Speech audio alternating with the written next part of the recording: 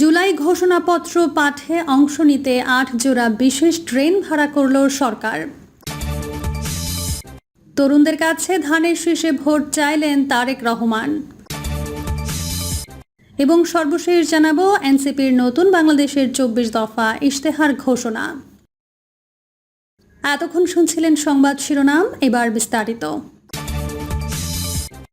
জুলাই ঘোষণাপত্র পাঠে অংশ নিতে ৮ জোড়া বিশেষ ট্রেন ভাড়া করল সরকার।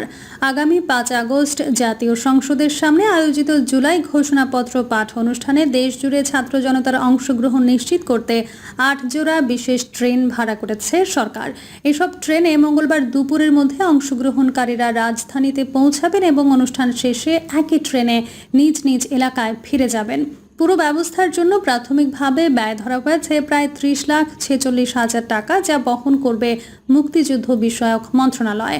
বাংলাদেশ রেলওয়ের দায়িত্বশীল সূত্রে জানা গেছে, জুলাই গণঅভ্যুত্থান অধিদপ্তরের আবেদনের পর আজ রোববার রেলপথ মন্ত্রণালয়কে ব্যবস্থা নিতে নির্দেশ দেয় মুক্তিযুদ্ধ বিষয়ক মন্ত্রণালয়। চিঠি পাওয়ার কয়েক ঘন্টার মধ্যেই রেলওয়ে ট্রেনগুলোর রুট, সময় ও আসন সংখ্যা নির্ধারণ করে প্রস্তুতি সম্পন্ন করে। নির্ধারিত সূচি অনুযায়ী দূরবর্তী জেলা যেমন রংপুর, চট্টগ্রাম, সিলেট ও রাজশাহী থেকে ট্রেনগুলো ছাড়বে ৪ আগস্ট রাতে ও ৫ আগস্ট ভোরে। আর ঢাকার আশেপাশের জেলা গাজীপুর, নারায়ণগঞ্জ, নরসিংদী ও ফরিদপুর থেকে ট্রেন ছাড়বে অনুষ্ঠান শুরু হওয়ার কয়েক ঘন্টা আগে। অনুষ্ঠান শেষে রাত ৮টা থেকে ৯টার মধ্যে ট্রেনগুলো গন্তব্যে ফিরতি যাত্রা শুরু করবে। রেলওয়ের তথ্য অনুযায়ী সবচেয়ে বেশি ভাড়া নির্ধারণ করা হয়েছে রংপুর থেকে আসা ১৪ কোচের ট্রেনের জন্য ১০.৫ লাখ টাকা। চট্টগ্রাম থেকে ১৬ কোচের ট্রেনের জন্য ভাড়া ধরা হয়েছে ৭ লাখের কিছু বেশি। এছাড়া রাজশাহী, সিলেট, ফরিদপুর, গাজীপুর, নারায়ণগঞ্জ ও নরসিংদী থেকেও ভিন্ন ভিন্ন আসন সংখ্যা ও ভাড়ায় ট্রেন চলবে। এর আগে বিভিন্ন রাজনৈতিক দলও বড় কর্মসূচিতে অংশ নিতে একইভাবে ট্রেন ভাড়া করেছে।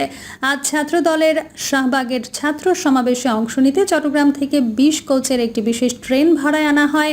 এর আগে জামায়াতে ইসলামের সোহরাওয়ার্দী উদ্যানের সমাবেশ উপলক্ষে ৪টি রুটে বিশেষ ট্রেন চালানো হয়েছিল, যার ভাড়া ছিল প্রায় ৩২ লাখ টাকা।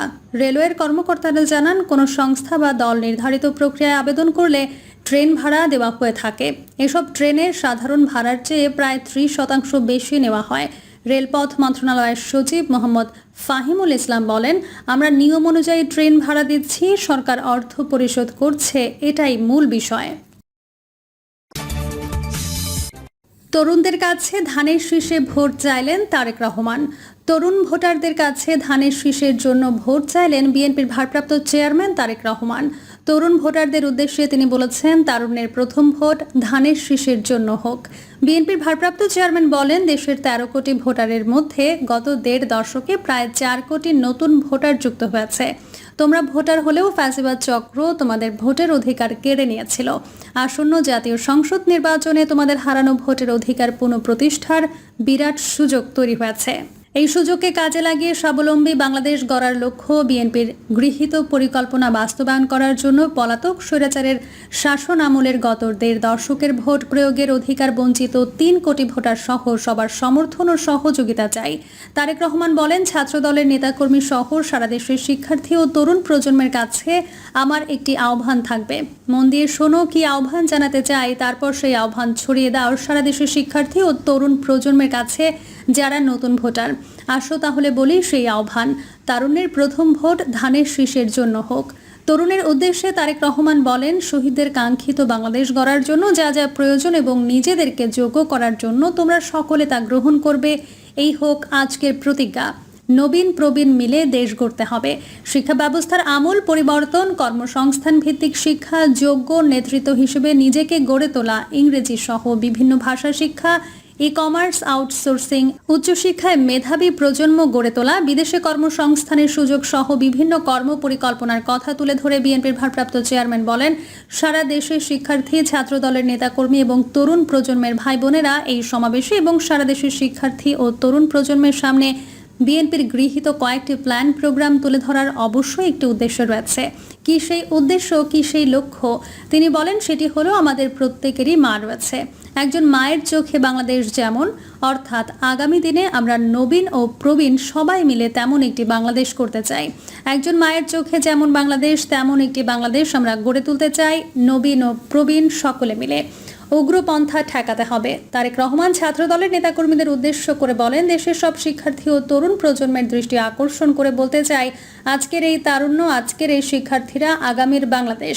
ফ্যাসিবাদ, উগ্রবাদ, চরমপন্থার উৎখাত কিংবা পুনর্বাসন ঠেকাতে শিক্ষার্থীদেরকে অবশ্যই সচেতন থাকতে হবে, সচেতন ভূমিকা পালন করতে হবে, যার আহ্বান আজকের এই সমাবেশের সভাপতি সকলকে দিয়ে গিয়েছে। তথ্য প্রযুক্তির ব্যবহার। তিনি বলেন, গ্লোবালাইজেশনের এই সময়ে নারী পুরুষ সকলের সামনে কিন্তু সব সম্ভাবনার দ্বার আজ উন্মুক্ত।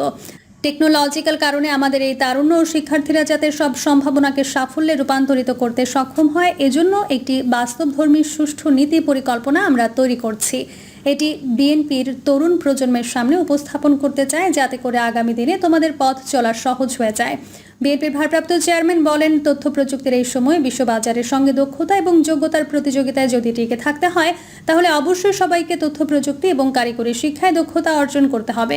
ইনশাল্লাহ আগামী দিনে জনগণের রায় বিএনপি আবারও রাষ্ট্র পরিচালনার দায়িত্ব পেলে এবার আমরা স্কুল পর্যায়ে থেকে কারিকুলামের ভেতরে আইসিটি ও কারিগরি শিক্ষা ব্যবস্থাটিকে আমরা প্রবর্তন করব। ঢাকা বিশ্ববিদ্যালয় সহ বিভিন্ন বিশ্ববিদ্যালয় প্রসঙ্গ। তারেক রহমান বলেন, ঢাকা বিশ্ববিদ্যালয় ঐতিহাসিক ঢাকা বিশ্ববিদ্যালয়। এই ঢাকা বিশ্ববিদ্যালয়ের সঙ্গে ইতিহাস জড়িয়ে আছে।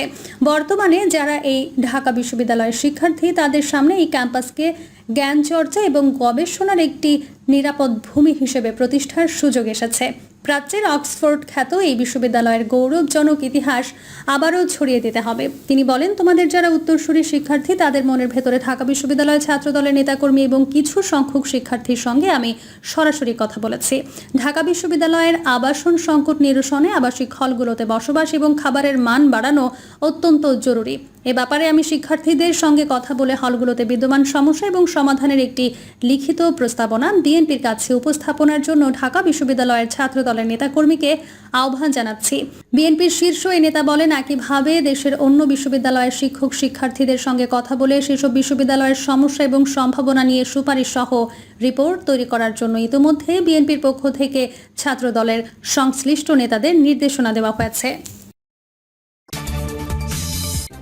এনসিপির নতুন বাংলাদেশের 24 দফা ইশতেহার ঘোষণা। নতুন বাংলাদেশের 24 দফা ইশতেহার ঘোষণা করেছে জাতীয় নাগরিক পার্টি। তিনি বলেন, আমাদের দলের জন্ম, এনসিপির জন্ম, আমাদের সকল শ্রম আপনাদের স্বপ্নের নতুন বাংলাদেশ গড়ার জন্য। আপনাদের অভিযোগ, অনুযোগ, প্রত্যাশা আমাদের ভাবনাকে করেছে গভীর, আমাদের লক্ষ্যকে করেছে সমৃদ্ধ। তাই ঠিক 1 বছর পর আমরা আবার শহীদ মিনারে আপনাদের সামনে দাঁড়িয়ে একটি নতুন বাংলাদেশের, আমাদের সেকেন্ড রিপাবলিকের 24 দফার ইশতেহার ঘোষণা করছি। এনসিপির 24 দফা ইশতেহারে যা আছে: 1. নতুন সংবিধান ও সেকেন্ড রিপাবলিক। 2. জুলাই অভ্যুত্থানের স্বীকৃতি ও বিচার। 3. গণতন্ত্র ও রাষ্ট্রীয় প্রতিষ্ঠানের সংস্কার। 4. ন্যায়ভিত্তিক বিচার ব্যবস্থা ও আইন সংস্কার। 5. সেবামুখী প্রশাসন ও দুর্নীতি দমন। 6. জনবান্ধব আইন শৃঙ্খলা রক্ষাকারী বাহিনী। 7. গ্রাম পার্লামেন্ট এবং স্থানীয় সরকার। 8. স্বাধীন গণমাধ্যম ও শক্তিশালী নাগরিক সমাজ। 9. সার্বজনীন স্বাস্থ্য। 10. জাতি গঠনের শিক্ষানীতি। 11. গবেষণা, উদ্ভাবন এবং তথ্য প্রযুক্তি বিপ্লব। 12. ধর্ম, সম্প্রদায় ও জাতিসত্তার মর্যাদা। 13. নারীর নিরাপত্তা, অধিকার ও ক্ষমতায়ন। 14. ইনসাফ ভিত্তিক অর্থনীতি। 15. তারুণ্য ও কর্মসংস্থান। 16. বহুমুখী বাণিজ্য ও শিল্পায়ন নীতি। 17. টেকসই কৃষি ও খাদ্য সার্বভৌমত্ব। 18. শ্রমিক কৃষকের অধিকার। 19. জাতীয় সম্পদ ব্যবস্থাপনা। 20. নগরায়ন, পরিবহন ও আবাসন পরিকল্পনা।